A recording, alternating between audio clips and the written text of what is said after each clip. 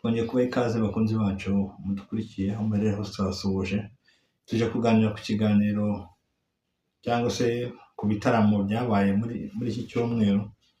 Ubwo ndavuga wenda igitaramo cyabaye kuri Bonane cyahuje The Ben na Bruce Melody, ariko hari abantu bafataga umwanya bakabagereranya.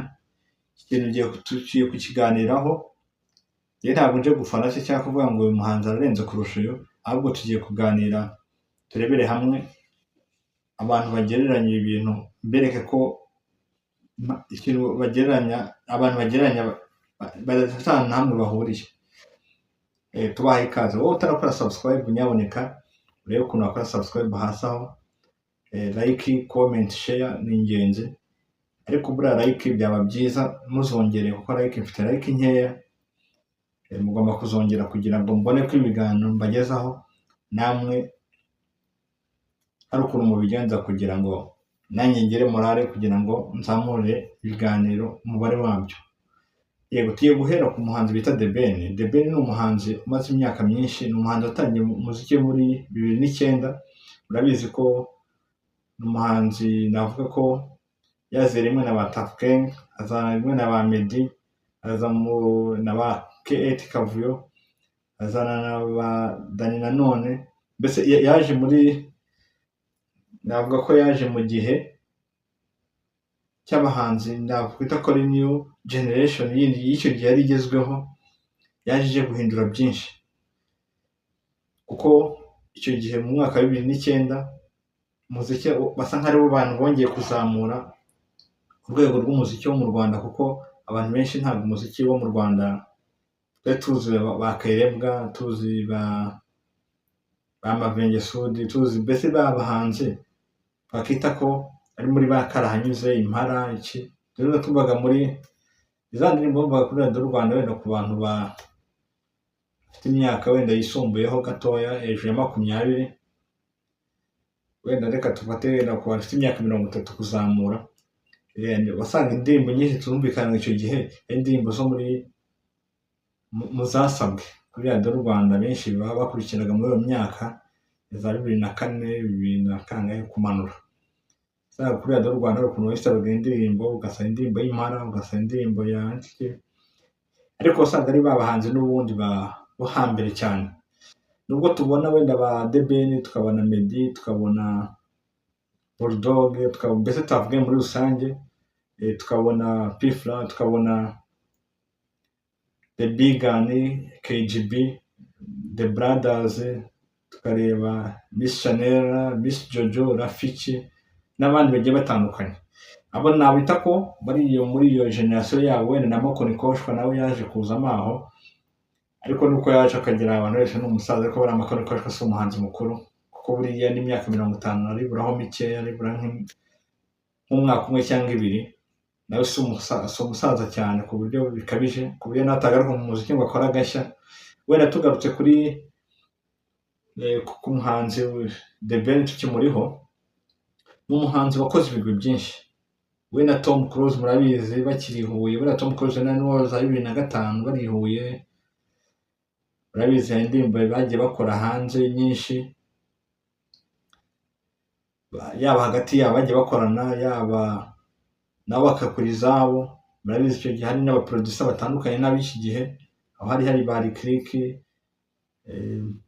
ba BZB, harimo ba JP n'abaproducer batandukanye b'icyo gihe bari bagezweho muri icyo gihe, na ba Pastor P.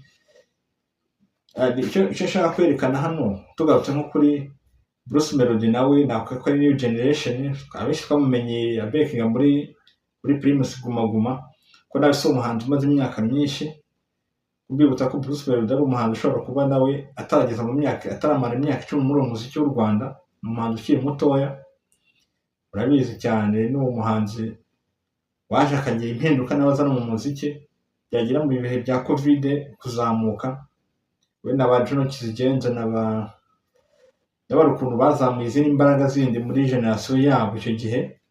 Urabizi ko Bruce Melody nawe buriya ni umuhanzi nyuma yo kubekinga abandi bahanzi, nawe yaje gukora indirimbo, nawe arakundwa, aranamamara cyane, anakora n'ibitaramo byinshi, akora n'umuziki ku kigero cyo hejuru.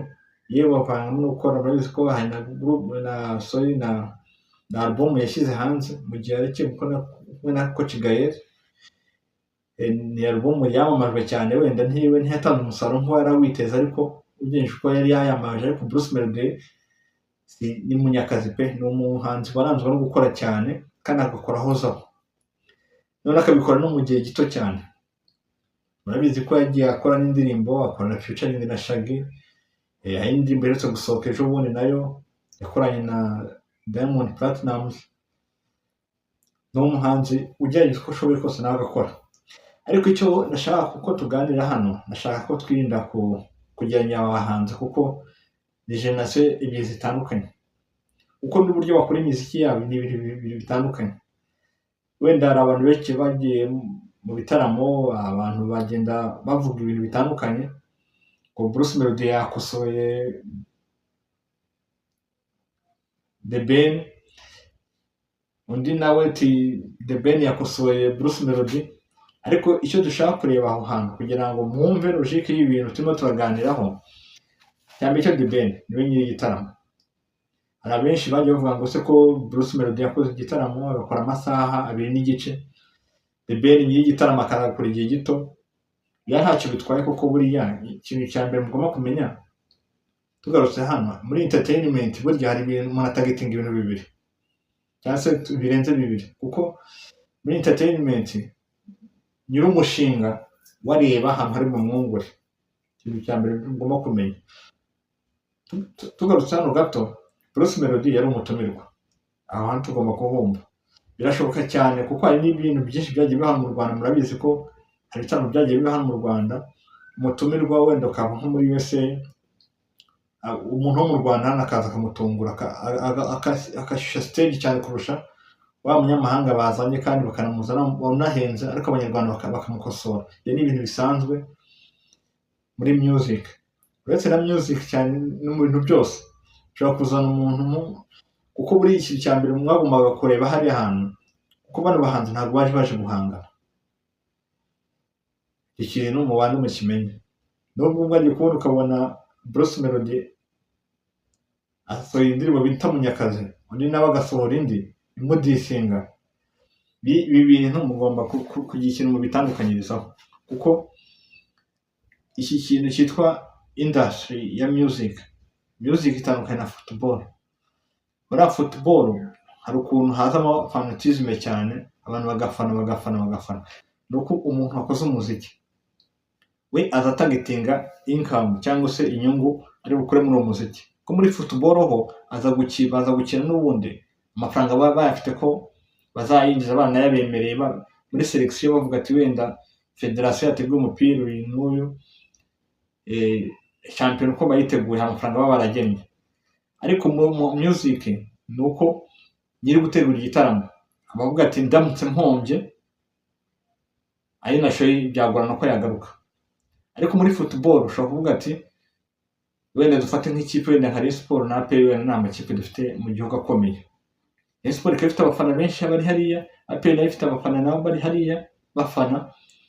Wenda n'urugero APR igatsinda cyangwa Rayon Sports igatsinda kimwe muri izo, ariko ya mafaranga bateganyije, niba ari iya mbere hari amafaranga yagenwe, niba ari iya kabiri hari ayagenwe, bigatuma icyo gihe muri football bafite ukuntu muri bwinjize, byana ngombwa mukajyana n'amafaranga muri bubone kuri stade, kuko nabyo bigiye bibaho cyane cyane. Rero bikunda kuba ku ma equipe yo hanze cyane cyane mu Burayi, ko mu Rwanda wenda kubera ko nta equipe n'imwe ifite stade, aba stade z'igihugu ahanini baba bakiniramo, ahanini bafite ukuntu federation ya football mu Rwanda bigenza, singiye kubijyamo cyane.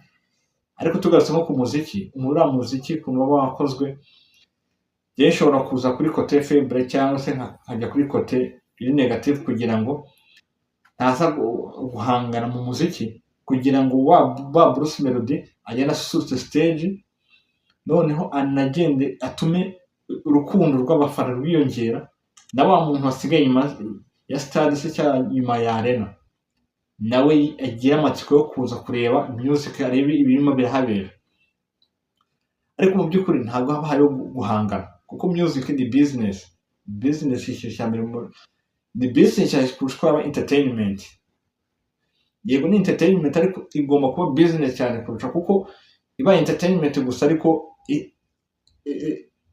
itari show business, umuhanzi ntabwo yatekereza kongera gutegura ikindi gitaramo. Niyo mpamvu The Ben rero, buriya mugarutse kuri The Ben murabizi ko mwabonye ukuntu abantu agiye azana kuri stage, yazanyemo amakorali, igitaramo kirimo kirarangira azana abahanzi bakizamuka bataramara n'imyaka myinshi, bataramara imyaka 5 muri music, arabatungura igisa cy'inganzo, nubwo rero bamusabye ko yazamuzana ariko bamuteze amatwi, aramuhazana na performing binagenda neza. Yewe na Tafim bamwe na bamwe bagiye nako hafi ya bose baraje, ko Bulldog yaraje, Green P yaraje, Fireman yaraje, na Bulldog nawe yaraje, kandi nawe anaperforminga neza nubwo bataririmbye ngo bamare umwanya munini, ariko ikintu yashikoze hariya ni ukugira ngo n'abari Riderman bose, kugira ngo abereke za generation zabo za kera bakoranye, ubwo ni The Ben ni Riderman, Green P nabo bafite indirimbo nabo bakoranye muri myaka ya kera, wera nuko batari performance ngo babereke ibintu bikaze, ko Green P ni umuvandimwe we, wera ntabwo ashatse ngo abyinjiremo cyane, we yibanze kuba bandi bahanzi avuga ati se umuvandimwe nta bintu byahatanye. Murabizi ko no kuri umuhanzi Tom Close yaramushimiye cyane, n'umuhanzi banakoranye, yavuga ko yanamuzamuye cyane, rubaye indirimbo bakoranye muri za 2009 2010 gutyo, agenda iramubostinga nawe imugeza kure cyane. Murabizi ko yagiye akorana n'abahanzi benshi cyane cyane nk'abaraperi, n'abanyujije amagenda bazanamo bakora akantu gato. Murabizi ko yafashe n'abana ba J-Paul abazana hariya, abereka ko bari kumwe, kuko buriya The Ben ikintu yakoze hariya we yarimo arwana nacyo si performance cyane hanini, ahubwo yarimo akora business akanayivanga no kwerekana ko ba bantu ba kera bakoranye cyangwa se bakoranye bose bakiri kumwe, nta hantu bigeze batandukanira cyane, baracyahari, kandi akabereka ku gihe yakongera gutegura indi concert ba bantu bakongera bakibonamo, ku buryo babona ko The Ben afite abahanzi benshi yazana kuri stage babibutsa ibihe bya kera, akongera n'abashyashya, kuko babizi babonye ko yanazanyemo na korali singiye kuyivuga, ababikurikiye mwarayibonye nayo ibikora neza, uretse ko The Ben ku bintu byose byashoboka yateguye ibitaramo, kandi ntekereza ko ari nawe muhanzi wenyine umwe rukumbi havuyemo Israel Mbonyi wakoze igitaramo cyihariye kandi gitangaje, kuko ni umuhanzi wabashije kuzuza arena aho bakoreye, kandi akora n'ibintu abantu benshi batari biteze, kuko nta kuntu wakiyumvisha ukuntu igitaramo nka kiriya kizamo na gospel. Ni akantu yakoze, kandi ntekereza ko kakomye ku mpande zombi, ku bantu bakunda gospel no ku bantu bakunda secular music, bose babashije kwibonamo, bituma nabo bakolaborata babashije kubonekamo. We tumenyere ko ibitaramo byinshi nkurikije abantu The Ben yazanye ku rubyiniro, umuntu wese bajyanye gukorana indirimbo wese yabashije kuboneka hariya mu ndirimbo zose yaririmbye. Riderman murabizi mu Inkuba n'indirimbo ya Riderman, ariko babashije gukorana, ariko nawe ugiye kubona gutya aramuzana, usanga ibintu biraryoshye bifite umurongo, agenda azana Bulldog nawe, murabizi indirimbo bita Imfubyi bayirimbyeho gato, murabizi kuri refre yaririmbwe na The Ben. The Ben yakoze ibintu byinshi bihambaye, ntabwo navuga ko uyu muhanzi ari umuhanzi woroshye. Ku kindi wenda ku bantu bagarutse ku muziki we,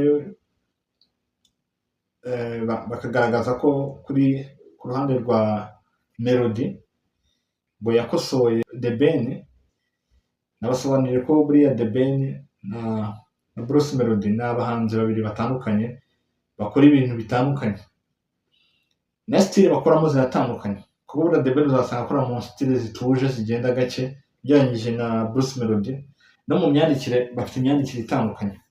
Buriya tugereranya abantu bari mu cyiciro kimwe, kuko dufate nk'uko umuhanzi Bruce Melody, ntabwo ari ku rwego rwa The Ben, kuko The Ben amurushaho hafi imyaka irenga 10 y'ikinyuranyo, kuko imyaka The Ben yatangiyemo umuziki n'iterambere ry'umuziki w'icyo gihe n'iterambere Bruce Melody ageze ku muziki w'iki gihe. The Ben na Bruce Melody navuga ko yaje muri generation irimo ibintu byose bishoboka, kuko murabizi ko Bruce Melody yaje muri generation z'abantu bakora umuziki bahita bawushyira ku isoko bagacuruza hakatabonekamo amafaranga, bigatuma na Bruce Melody ahindura style baririmbagamo kugira ngo ujyanyije niyo ba The Ben baririmbagamo, kuko bo baririmbaga bahita banabona n'ibitaramo nawe bashobora agaruka ku buryo bworoshye. Mu gihe The Ben we mu gihe cye na ba Melody na ba Riderman ni abantu bakoraga umuziki bakawukora bawukunze, ariko kubona amafaranga mu bitaramo bikaba ikibazo. Ko mwibuke ko no ku bitaramo bakoraga yabaga harimo amafaranga make, yabaga ibitaramo byo gukora kubw'urukundo. Wenda ku bantu benshi tuzagerageza nganire no ku muhanzi bita Neg G The General, muhuze na generation z'icyo gihe, ariko mu by'ukuri uyu muziki bawukoraga bari uko bagamije yuko bashimisha stage, basubiza stage ku buryo umuziki wabo ubasha kugera ahantu henshi mu gihugu. Murabizi ko bagerageje gukora imiziki biramenyekana cyane igera kure, wenda ntabwo byabahaye inyungu uko bari babyiteze mu buryo bw'amafaranga. Murabizi ko na Fireman yize kubigaragaza ni mu ndirimbo nyinshi yagiye aririmba, yagiye avuga ko yatanze ibyishimo, ariko ntiyeruye ngo avuge ko atigeze ikintu yinjiza, kandi mu by'ukuri ntacyo yinjize, ariko nibura byamuhaye fame. Iyo fame niyo agenderaho kugeza n'ubu, wenda ugatangira gusarura. Niyo mpamvu rero abahanzi b'iki gihe barimo barakora umuziki bakanawukora bikanabura no kuwucuruza akahita ugarura amafaranga. Bagakora imiziki ngahe niba akoze nk'indirimbo 3 akajya kuri stage hari akaziperforminga agacyura amafaranga. Urumva rero uwo muntu atandukanye n'umuhanzi wakoraga kera umuziki gusa akawukora kubw'urukundo. Yego nubwo binjizaga, ariko ntabwo binjizaga amafaranga agendanye n'imbaraga batakazaga. Kandi mwibuke ko n'icyo gihe studio z'icyo gihe ubu haje abaproducer bahembwa 500 ku ndirimbo, miliyoni, ariko icyo gihe ntekereza ko no kubona no kwishyura 50,000 yabaga ari menshi kuri producer ukora audio. Kandi icyo gihe muribuka ko n'amavideo ntiyari ateye imbere cyane nk'iki gihe, ariko murebye nka generation The Ben yajemo arimo aragerageza gukora nawe video n'amaudio, arimo aragenda azanamo udushya mu mavideo akora no mu audio akora, kuko audio akora na video akora z'iki gihe ntabwo zingana neza, zimeze nk'iza kera. Wabona ko ari n'icyuho bya kera, ariko nanone twirengagize ko ku ndirimbo za kera za The Ben imyandikire ye uko yari yabaga imeze itandukanye n'iki gihe. Nanone yaba ku ruhande rwa Melody ntabwo babikompara. Wenda muri iki gihe harimo iterambere ry'umuziki, ibintu basa nkaho byahawe izindi mbaraga kubera amastudio meza, abaproducer beza, ibikoresho bigezweho. Ibyo nabyo ni uburyo bwiza bwatumye urwego rwa music mu Rwanda ruzamuka, kuko sintekereza ko iyo biba nka kera ku gihe cya The Ben na Meddy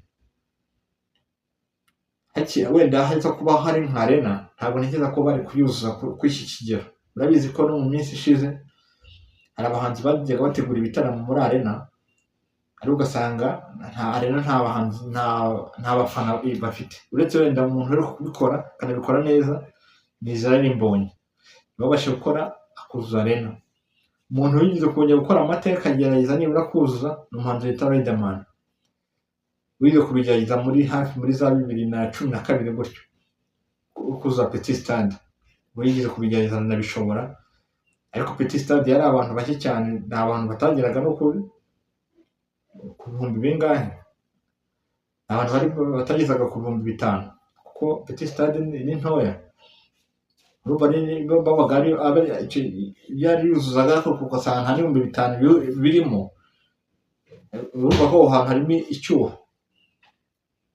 ariko urumva ko iki gihe harimo innovation, umuziki wateye imbere, ibintu byagenze neza, amafaranga araboneka mu muziki, kuko niba umuntu ashobora kuvuga ati kwinjira ni ibihumbi 10, ibihumbi 20, abantu bakagenda bakishyura, ari kuzura, ni ikikwereka ko music yo mu Rwanda hari urwego iriho.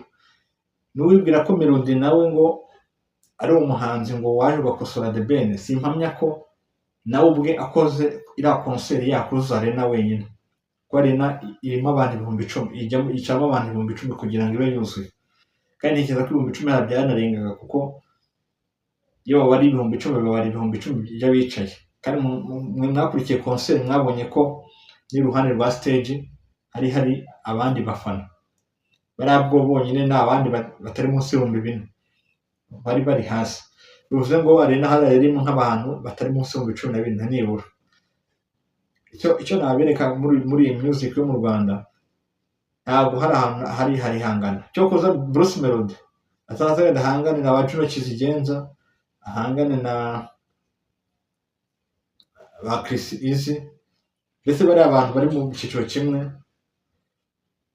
ba Kivumbi King, abo ni abantu bakabaye bajya twashyira mu cyiciro kimwe, kuko nabo baje muri generation zimwe. Ariko kuvuga The Ben wenda wamuhangane, wenda yaba ari kuri level ya ba Tom Close, ba Dani Nanone, Dani Vumbi, Riderman, Meddy, wenda na Gisa Kiganzo namushyira muri icyo cyiciro, ariko ntabwo navuga ngo umuziki wo mu Rwanda ngo hari abantu barimo bahangana. Iki kintu numva ari cyo kintu nabasaba ko mwahindura, mwe mugafata abahanzi mu byiciro byabo, kuko bari abantu bafite ibyiciro bibiri bitandukanye. Turabashimira rero mwebwe mutarakora subscribe cyangwa se like, comment, nyaboneka murebe ukuntu hasi mwabikora. Turabashimira, mugire ibihe byiza, nakagaruka.